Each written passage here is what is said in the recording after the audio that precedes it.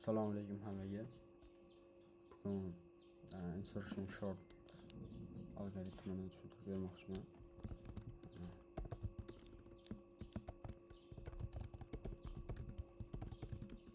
Bu eng kuchsiz sorting algoritmlardan biri desa ham bo'ladi.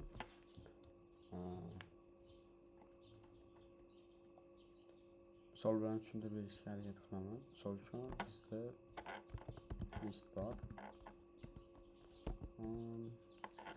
8 5 6 2 6 1 kerak. Biz shuni shunaqangi sortirovka qilishimiz kerak. Bu shu holatga kelishi kerak. 1 2 5 6 8 10. Bu algoritm qanaqa ishlaydi? Har bitta raqamlarni solishtirib sortirovka qilib ketadi. Misol uchun 10 dan boshlaydi. 10 ni sortirovka qiladi, ya'ni birinchi shu joygacha sortirovka qiladi. Listimiz shu joygacha, keyin bu joygacha, keyin bu joygacha, keyin bu joygacha, shunaqa qilib oxirigacha sortirovka qilib boradi. Ya'ni iterativ har bittasiga kirib chiqadi. Misol uchun birinchi iterationda qanaqa bo'ladi? Bu yer sortirovka qiladi. Bitta son bo'lgani uchun sortirovka qilish shart emas, bu shunchaki o'tib ketadi. Keyin bunisiga o'tadi. 10 bilan 8 sortirovka qiladi. 10 bilan 8 10 kattaroq bo'lgani uchun almashadi. 8 10 bo'ladi.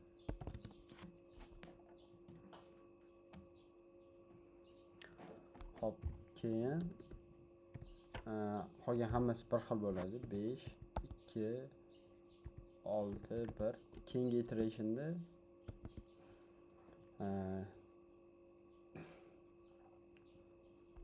iterationda bu bilan bu solishtiriladi. Ya'ni bu joyi sortirovka qilinadi. Shu 3 ta qismi faqat sortirovka qilinadi. 5 bilan 10 solishtiriladi. 5 bilan 10 kattaroq bo'lgani uchun joyini almashtiradi. 8 5 10. Endi 5 bilan 8 ni solishtiradi. Agar bu 8 ni misol uchun 9 bo'lganda o'z joyida qolaveradi, keyingi iterationga o'tib ketadi. Lekin unaqa bo'lmagani uchun bularni ikkalasini ham sortirovka qilib qo'yadi, joyini almashtirib qo'yadi keyingi iterationda.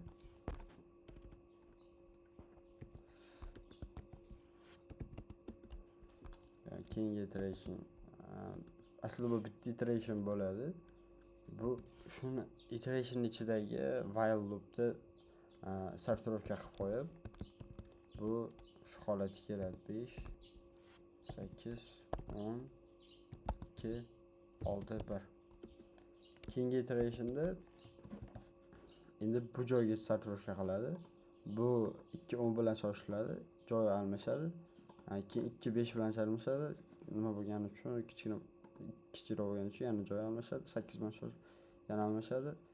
Ya'ni iteration ichidagi iteration almashtirib oxirida 2 boshiga o'tib qoladi.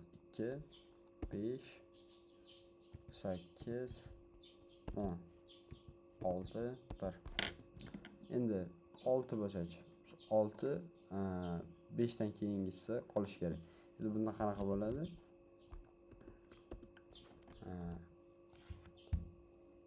2 5 bilan solishtiriladi, yana 2 5 bilan joyda qoladi. 8 10 bilan solishtiriladi, to'g'ri. 6 ga kelganda noto'g'ri bo'ladi. 6 bilan 10 joyini almashtiradi. 2 5 8 6 10 bo'ladi. 1. Endi buni ichidagi while loop bo'ladi. O'sha loop qolganlarni sortirovka qiladi bu yoqdagisini.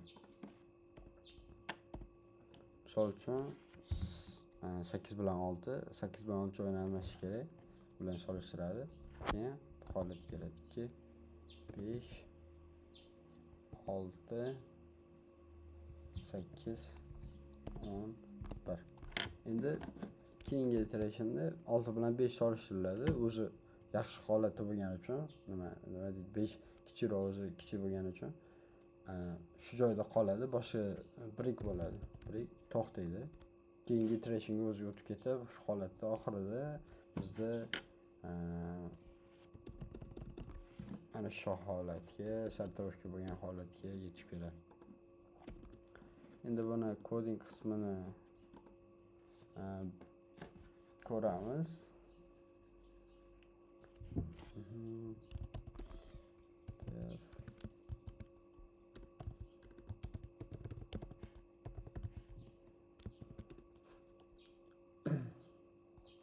Ya'ni hop har bitta nimaga kirib chiqishimiz kerak, aytganimizdek.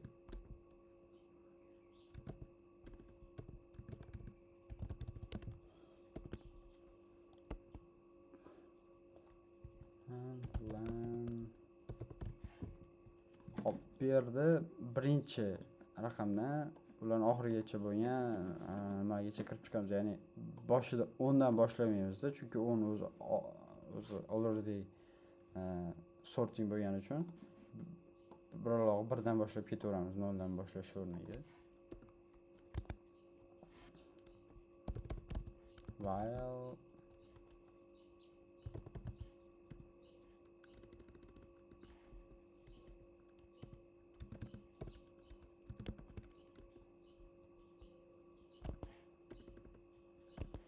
bizda previous tagi nima ham kerak bo'ladi. Previous dagi son ham kerak bo'ladi. Ya'ni 8 bilan 10 ni solishtirishimiz kerak. Shuning uchun bizga p ya'ni bitta o'sha i dan bitta oldingisi kerak bo'ladi. Hop, shunda nams previous bitta oldingisi, ya'ni 10 agar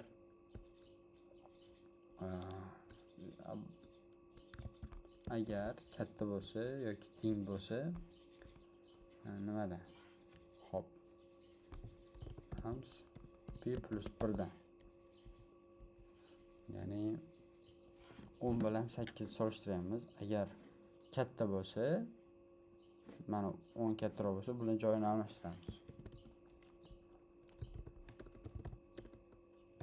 Nums p dagi ya'ni p dagi nums p plus 1 ga o'zgaradi. Shunda biz nimani ham saqlab qolishimiz kerak, nums p dagi sonni. Shuning uchun buni almashtirishdan oldin temporary nimaga saqlab qo'yamiz, variable. Nums p plus 1 dagi ya'ni temp, ya'ni 10 ga teng bo'ladi.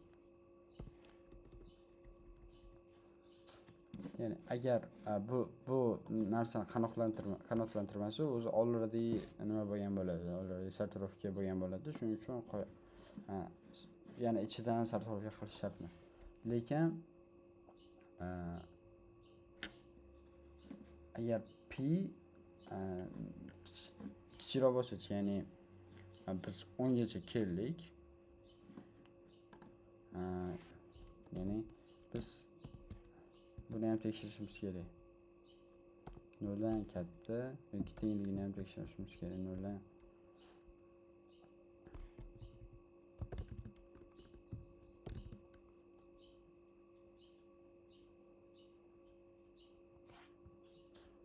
ya'ni bizda out of index degan muammo bo'lmasligi uchun, misol uchun hop qachon paydo bo'ladi?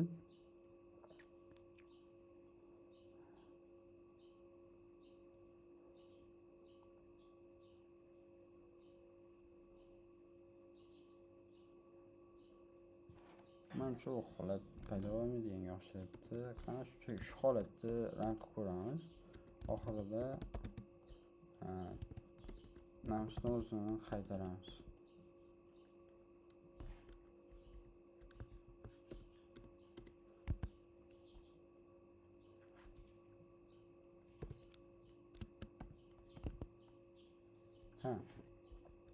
Mana narsa esdan chiqdi. misol uchun 2 ni oladigan bo'lsak, 2 gacha kelguncha shu holatda sortirovka bo'lgan bo'ladi. Ya'ni mana 5, 8, 12. Endi 2 ga yetib keldi va 2 ni biz boshiga olib o'tishimiz kerak. O'shanda har bittasi bilan sortirovka bo'lib chiqadi. Xo'p, bu yerda har bittasiga kirib chiqamiz. Endi 2 ichiga keldik. Agar ya'ni 10 bitta oldingisidan katta bo'lsa, ya'ni 10 katta 2 dan, shunaqa qilib qo'yamiz. Значит, while loop ichidagi bular almashadi. Ya'ni 2 bilan 10 almashdi. Keyin shu yerda almashish bo'lyapti.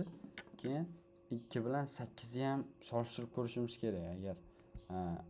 Agar bu nima qanotlantirmasa, bu condition qanotlantirmasa, значит sortirovka bu bo'lgan bo'ladi shu joyigacha va davom etib ketaveramiz for loopni. Agar bo'lmasa, yana bularni 8 bilan 2 ni ham joyini almashtirishimiz kerak. Shuning uchun yana bir marta solishtirib ko'rishimiz kerak. Shuning uchun p ni bitta nimaga qisqartiramiz. O'shanda 2 bilan 8 solishtiriladi. Lekin bitta muammo bor. Agar 2 o'z boshiga kelib qolsa, biz 2 keyin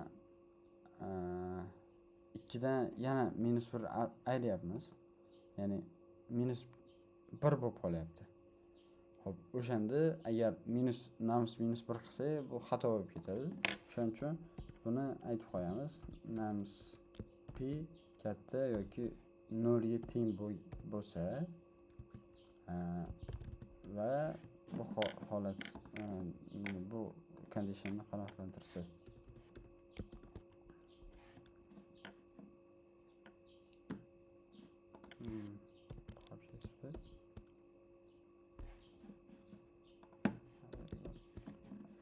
Hop, test qilamiz. Sorting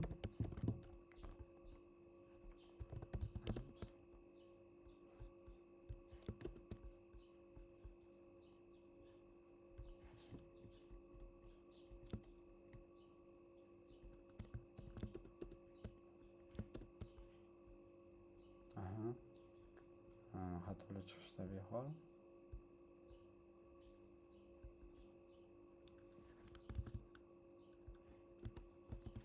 Aslida buni ichida bo'lishi kerak edi. Sortirovka bo'lmadi. Sababini nima? Sababini ko'ramiz.